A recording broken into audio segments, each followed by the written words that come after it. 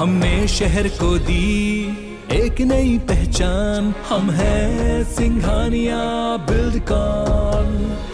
प्रधानमंत्री नरेंद्र मोदी आज हैदराबाद का दौरा करेंगे। इस दौरान वो शाम को 5 बजे स्टैच्यू ऑफ इक्वालिटी प्रतिमा राष्ट्र को समर्पित करेंगे। 216 फीट ऊंची स्टैच्यू ऑफ इक्वालिटी प्रतिमा 11वीं सदी के भक्ति शाखा के संत श्री रामानुजाचार्य की याद में बनाई गई है। रामानुजाचार्य ने आस्था, जाति और पंथ सहित जीवन के सभी पहलुओं में समानता के विचार को बढ़ावा दिया था।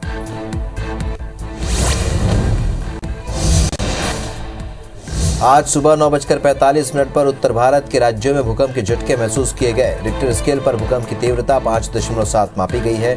नेशनल सेंटर फॉर सिस्मोलॉजी के अनुसार भूकंप का केंद्र अफगानिस्तान तजाकिस्तान सीमा क्षेत्र था, जिससे जम्मू कश्मीर, दिल्ली, नोएडा और पंजाब में झटके महसूस किए गए।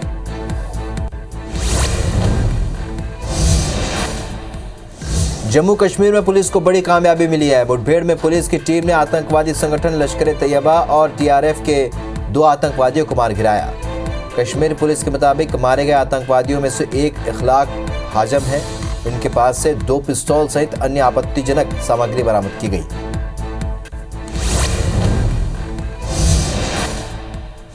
भारत और इंग्लैंड के बीच आज अंडर 19 वर्ल्ड कप का फाइनल मुकाबला खेला जाएगा। टीम इंडिया अब तक 4 बार खिताब जीत चुकी है। अंडर 19 वर्ल्ड कप इतिहास की सबसे कामयाब टीम है। टीम इंडिया वर्ल्ड कप में जिस अंदाज में खेल रही है, ऐसे में टीम का 5वीं बार वर्ल्ड कप जीतना कोई मुश्किल नहीं लग रहा।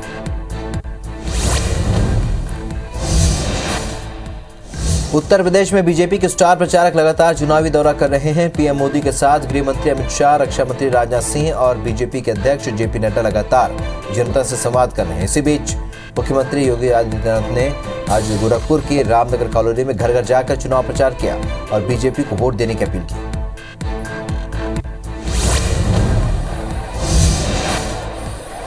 उत्तर प्रदेश में वसंत पंचमी का त्योहार धूमधाम से मनाया जा रहा है। वसंत पंचमी के मौके पर मथुरा के बांके बिहारी मंदिर में होली खेली गई। लोगों ने एक दूसरे पर रंग लगाकर वसंत पंचमी की बधाई दी।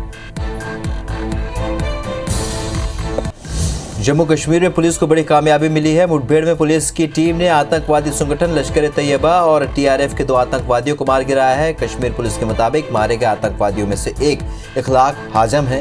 इनके पास से 2 पिस्तौल सहित अन्य आपत्तिजनक सामग्री बरामद की गई है।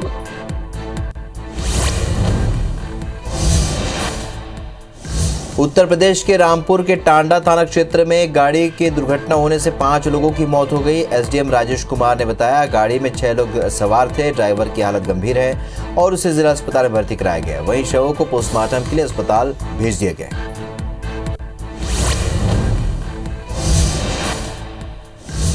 भारत और इंग्लैंड के बीच आज अंडर 19 वर्ल्ड कप का फाइनल मुकाबला खेला जाएगा। टीम इंडिया अब तक 4 बार खिताब जीत चुकी है। अंडर 19 वर्ल्ड कप इतिहास की सबसे कामयाब टीम है और टीम इंडिया वर्ल्ड कप में जिस अंदाज में खेल रही है, ऐसे में टीम का 5वीं बार वर्ल्ड कप जीतना कोई मुश्किल नहीं लग रहा।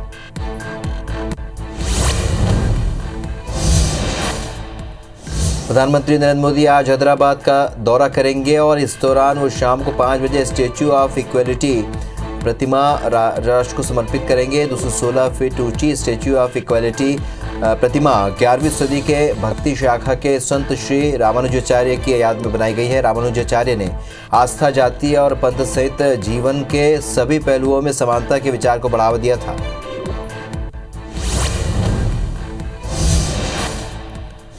गणतंत्र दिवस परेड 2022 की सर्वश्रेष्ठ झांकियों और सर्वश्रेष्ठ मार्चिंग टुकड़ियों के लिए परिणाम घोषित कर दिए गए हैं। उत्तर प्रदेश की झांकी को परेड में भाग लेने वाले सभी राज्यों में से सर्वश्रेष्ठ झांकी के रूप में चुना गया है। उत्तर प्रदेश की झांकी एक जिला, एक उत्पाद और काशी विश्वनाथ धाम विषय पर केंद्रित थी। दूसरा स्थान पारंपरिक हस्तशिल्प का पालना पर आधारित झांकी के लिए कर्नाटक को मिला।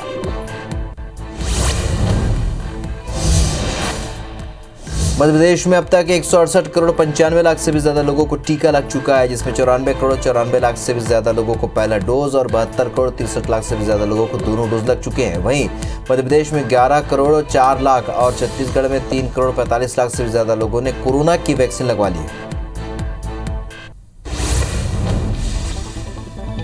आज सुबह 9:45 पर उत्तर भारत के राज्यों में भूकंप के झटके महसूस किए गए। रिक्टर स्केल पर भूकंप की तीव्रता 5.7 मापी गई है। नेशनल सेंटर फॉर सिस्मोलॉजी के अनुसार भूकंप का केंद्र अफगानिस्तान तजाकिस्तान सीमा क्षेत्र था, जिससे जम्मू कश्मीर, दिल्ली, नोएडा और पंजाब में झटके महसूस किए गए। उत्तर प्रदेश के रामपुर के टांडा थाना क्षेत्र में एक गाड़ी की दुर्घटना होने से 5 लोगों की मौत हो गई। एसडीएम राजेश कुमार ने बताया, गाड़ी में 6 लोग सवार थे। ड्राइवर की हालत गंभीर है और उसे जिला अस्पताल में भर्ती कराया गया। वहीं शवों को पोस्टमार्टम के लिए अस्पताल भेज दिया गया। जम्मू कश्मीर में पुलिस को बड़ी सफलता मिली है। मुठभेड़ में पुलिस की टीम ने आतंकवादी संगठन लश्कर-ए-तैयबा और टीआरएफ के 2 आतंकवादियों को मार गिराया है। कश्मीर पुलिस के मुताबिक मारे गए आतंकवादियों में से एक इखलाक हाजम है। इनके पास से 2 पिस्तौल सहित अन्य आपत्तिजनक सामग्री बरामद की गई। भारत और इंग्लैंड के बीच आज अंडर-19 वर्ल्ड कप का फाइनल मुकाबला खेला जाएगा। टीम इंडिया अब तक 4 बार खिताब जीत चुकी है। भारत अंडर-19 वर्ल्ड कप इतिहास की सबसे कामयाब टीम है और टीम इंडिया वर्ल्ड कप में जिस अंदाज में खेल रही है, ऐसे में टीम का 5वीं बार वर्ल्ड कप जीतना कोई मुश्किल नहीं लग रहा। प्रधानमंत्री नरेंद्र मोदी आज हैदराबाद का दौरा करेंगे। इस दौरान वो शाम लगभग 5 बजे स्टैच्यू ऑफ इक्वालिटी प्रतिमा राष्ट्र को समर्पित करेंगे। 216 फीट ऊंची स्टैच्यू ऑफ इक्वालिटी प्रतिमा 11वीं सदी के भक्ति शाखा के संत श्री रामानुजाचार्य की याद में बनाई गई है। रामानुजाचार्य ने आस्था, जाति और पंथ सहित जीवन के सभी पहलुओं में समानता के विचार को बढ़ावा दिया।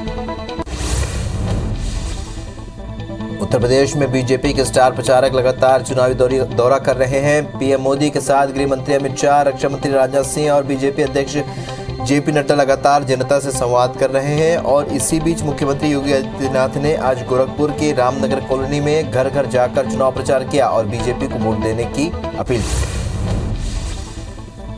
चुनावी राज्यों में बीजेपी और कांग्रेस के नेता सक्रिय नजर आ रहे हैं। इस बीच कांग्रेस के नेता और वायनाड सांसद राहुल गांधी आज उत्तराखंड का दौरा करेंगे। राहुल गांधी विधानसभा चुनाव का प्रचार कर कांग्रेस कार्यकर्ताओं का मनोबल बढ़ाएंगे। राहुल गांधी हरिद्वार और हल्द्वानी में वर्चुअल चुनाव प्रचार करेंगे।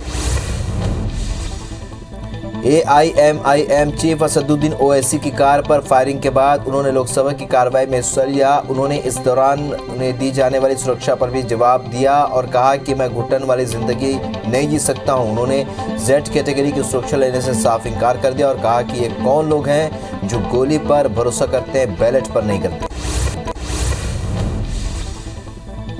गणतंत्र दिवस परेड 2022 में सर्वश्रेष्ठ झांकियों और सर्वश्रेष्ठ मार्चिंग टुकड़ियों के लिए परिणाम घोषित किए गए हैं। उत्तर प्रदेश की झांकी को परेड में भाग लेने वाले सभी राज्यों में से सर्वश्रेष्ठ झांकी के रूप में चुना गया है। उत्तर प्रदेश की झांकी एक जिला एक उत्पाद और काशी विश्वनाथ धाम विषय पर केंद्रित थी।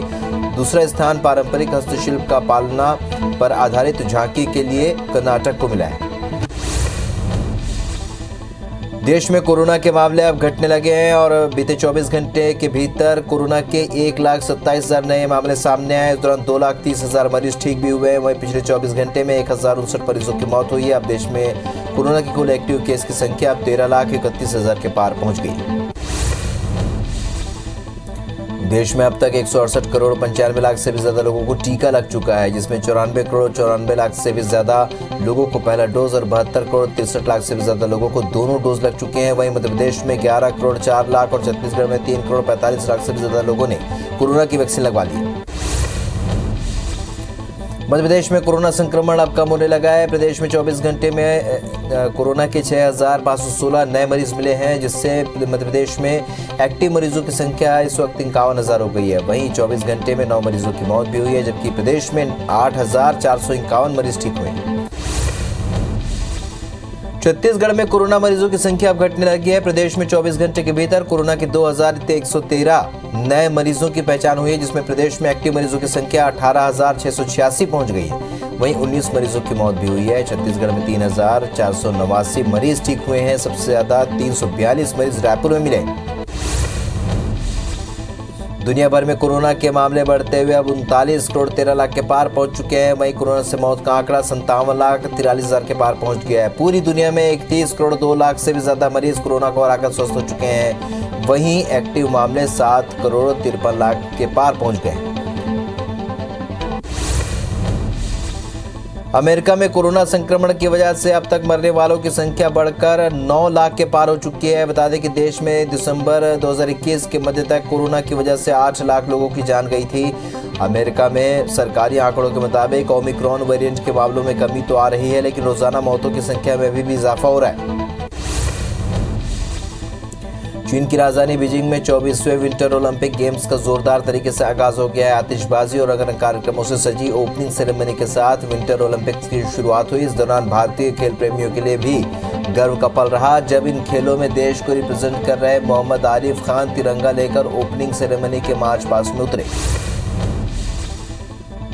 रूस के राष्ट्रपति पुतिन विंटर ओलंपिक्स की इनॉग्रेशन सेरेमनी के लिए शुक्रवार को बीजिंग पहुंचे, जहां पर उन्होंने चीन के राष्ट्रपति शी जिनपिंग से मुलाकात की। इस दौरान उन्होंने ताइवान को चीन का अभिन्न हिस्सा माना। मुलाकात के बाद जारी संयुक्त बयान में कहा गया कि रूस वन चाइना के सिद्धांत का समर्थन करता है। नासा के अंतरिक्ष यात्री मार्क वेंडे ने अंतरिक्ष में 300 दिन पूरे कर लिए हैं। नासा ने इस बात की जानकारी देते हुए बताया कि अंतरिक्ष यात्री मार्क वेंडे 9 अप्रैल 2021 को इस यात्रा पर निकले थे, जो कि 355 दिन बिताने के रिकॉर्ड के साथ 30 मार्च को वापस लौटेंगे। इस रिकॉर्ड को पूरा करने के बाद वो दुनिया भर में सबसे लंबे समय तक अंतरिक्ष यात्रा करने वाले व्यक्ति बन जाएंगे। जलवायु परिवर्तन की वजह से दुनिया के सबसे ऊंचे पर्वत माउंट एवरेस्ट की ग्लेशियर की बर्फ बड़ी मात्रा में पिघल रही है। बता दें कि माउंट एवरेस्ट पर मौजूद साउथ पोल ग्लेशियर को बनने में लगभग 2000 साल का वक्त लगा था, लेकिन ये पिछले 25 साल में पिघल गया। ब्रिटेन के प्रधानमंत्री बोरिस जॉनसन के एक अन्य सहयोगी ने इस्तीफा दे दिया है, जिसके बाद ब्रिटिश प्रधानमंत्री अपनी सरकार को फिर से स्थापित करने के लिए संघर्ष कर रहे हैं। इस्तीफे के बाद एलेना द्रोजजांस्की number 10 Downing Street policy unit छोड़ने वाली दूसरी सलाहकार बन गई। सीएम शिवराज सिंह चौहान आज दोपहर को 1 बजे राजस्व अर्जन करने वाले विभागों की समीक्षा करेंगे। वहीं दोपहर 3 बजे मंत्रालय में बजट के संबंध में चर्चा करेंगे। इसके बाद सीएम शिवराज विदिशा के दौरे पर रवाना होंगे। कांग्रेस के प्रदेश प्रभारी पीएल पुनिया छत्तीसगढ़ के दौरे पर आएंगे। वहीं सप्तगिरी शंकर उल्का भी आज रायपुर आएंगे। दोनों कांग्रेस की सदस्यता अभियान को लेकर संभागीय पदाधिकारी की बैठक लेंगे। वहीं कांग्रेस के राष्ट्रीय प्रवक्ता शक्ति सिंह गोहिल कल रविवार को रायपुर आएंगे। केंद्रीय मंत्री ज्योतिरादित्य सिंधिया आज 1 दिवसीय दौरे पर रायपुर पहुंचे। वे यहां पर केंद्रीय बजट 2022 संगोष्ठी में शामिल होंगे। इसके बाद कुशाभाऊ ठाकरे परिसर में प्रेस कॉन्फ्रेंस लेंगे। वहीं शाम 5 बजे रायपुर एयरपोर्ट से दिल्ली के लिए रवाना होंगे। पूर्व सीएम कमलनाथ आज ग्वालियर के दौरे पर रहेंगे, जहां वे कांग्रेस के आंदोलन में शामिल होंगे। बता दें कि कांग्रेस कार्यकर्ताओं पर ग्वालियर में धारा 307 लगी है और जिसका कांग्रेस कार्यकर्ता विरोध कर रहे हैं। मध्य प्रदेश में 3 नए पुरस्कारों की घोषणा की गई है। सरकार मध्य प्रदेश रत्न, मध्य प्रदेश गौरव और मध्य प्रदेश श्री अवार्ड देगी। ये अवार्ड संगीत, विज्ञान, चिकित्सा, शिक्षा और कला के क्षेत्रों में दिए जाएंगे। इस साल नवंबर से ये अवार्ड दिए जाएंगे और चयन समिति बनाकर लोगों का चयन किया जाएगा। मध्य प्रदेश सरकार अपने बजट में नवाचार करते हुए इस बार बच्चों के लिए अलग से प्रावधान करने जा रही है। बजट में बच्चों से जुड़ी योजनाओं का प्रावधान अलग से होगा। इसे चाइल्ड बजट नाम दिया गया है। इसके तहत 18 साल से कम उम्र के बच्चों के लिए अलग अलग विभागों से चल रही योजनाओं को एक साथ पेश किया जाएगा। बिलासपुर हाईकोर्ट ने विशेष भत्ता मामले को लेकर डीजीपी को अवमानना नोटिस जारी किया है। दरअसल वीरता पुरस्कार प्राप्त रिटायर्ड पुलिस निरीक्षक राजेंद्र प्रसाद शर्मा को विभाग की ओर से विशेष भत्ते की राशि नहीं दी जा रही है, जिसकी मांग को लेकर निरीक्षक ने न्यायालय की शरण ली। कोर्ट ने मामले में 2 बार नोटिस जारी किया, लेकिन जिम्मेदारों पर कोई असर नहीं पड़ा।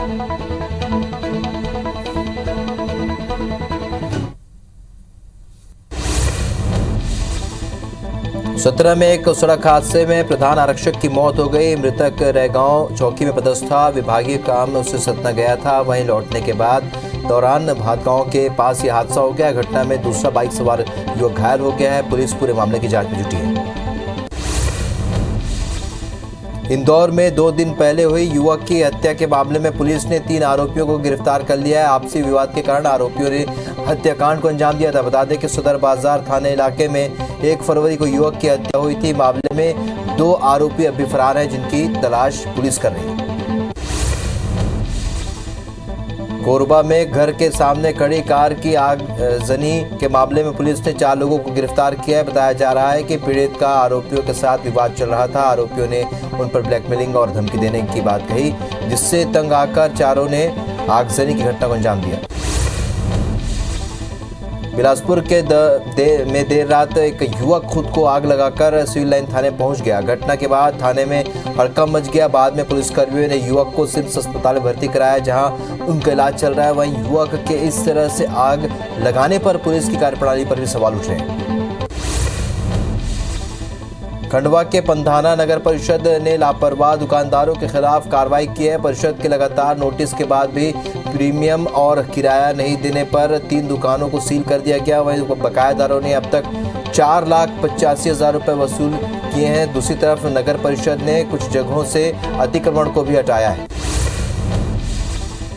डोंगरगढ़ में खनिज राजस्व और पुलिस विभाग की टीम ने अवैध उत्खनन और परिवहन करते 22 वाहनों पर कार्रवाई की है, जिसमें से 14 वाहन रेत, 5 वाहन मिट्टी और 3 वाहन चूना पत्थर का अवैध परिवहन करते हुए पाया गया, जिन्हें थानों को सौंपा गया। अवैध उत्खनन करने वालों के खिलाफ खनिज अधिनियम के तहत कार्रवाई की जाएगी। बलरामपुर में अवैध उत्खनन और परिवहन के खिलाफ कार्रवाई की गई है। खनिज विभाग की टीम और कलेक्टर ने 77 प्रकरण दर्ज कर 20,53,000 की वसूली की है। साथ ही भोदना में संचालित अवैध क्रशर को सील कर दिया गया है। बता दें कि सीएम भूपेश बघेल के निर्देश के बाद लगातार कार्रवाई की जा रही है। अडानी ग्रुप के चेयरमैन गौतम अडानी ने एक और उपलब्धि हासिल की है। अडानी अब दुनिया के सबसे अमीर लोगों की सूची में टॉप 10 में शामिल हो गए हैं। ये सूची फोर्ब्स की रियल टाइम बिलियनियर ने जारी की है। बता दें कि रिलायंस इंडस्ट्री के चेयरमैन मुकेश अंबानी और दुनिया के सबसे अमीर लोगों की टॉप 10 लिस्ट से बाहर हो गए। आज देश भर में वसंत पंचमी का त्योहार धूमधाम से मनाया जा रहा है। पौराणिक मान्यता है कि मां सरस्वती की आराधना और ज्ञान के महापर्व को वसंत पंचमी के रूप में जाना जाता है। साल के 6 ऋतुओं में वसंत के आगमन पर माघ शुक्ल पक्ष पंचमी पर्व पर मां सरस्वती की पूजा की जाती है। मां सरस्वती की विद्या, बुद्धिदाता, वागेश्वरी देवी, वीणा वादिनी, वाग्देवी आदि नामों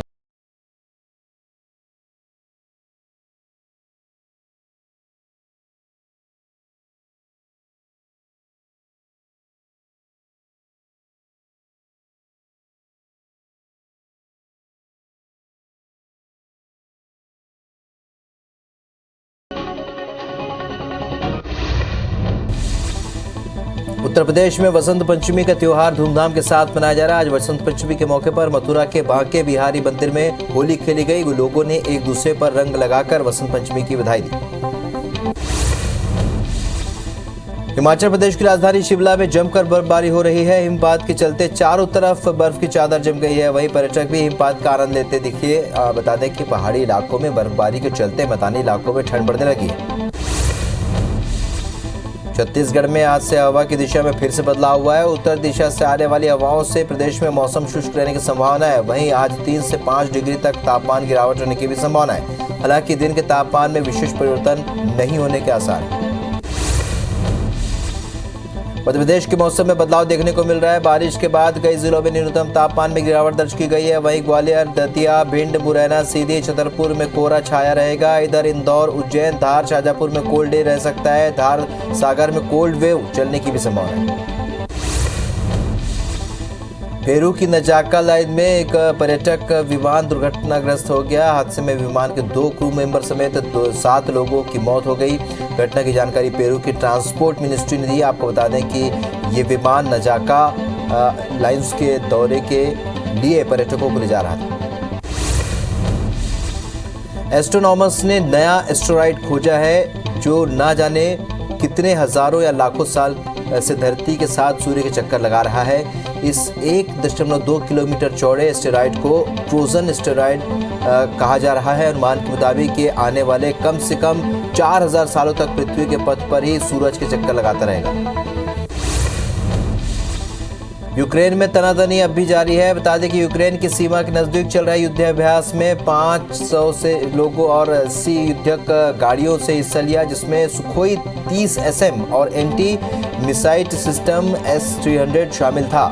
नेपच्यून स्ट्राइक 2022 में आकाश में फाइटर प्लेन उड़ाकर नाटो ने दिखाया है कि वो यूक्रेन से ज्यादा दूर नहीं है।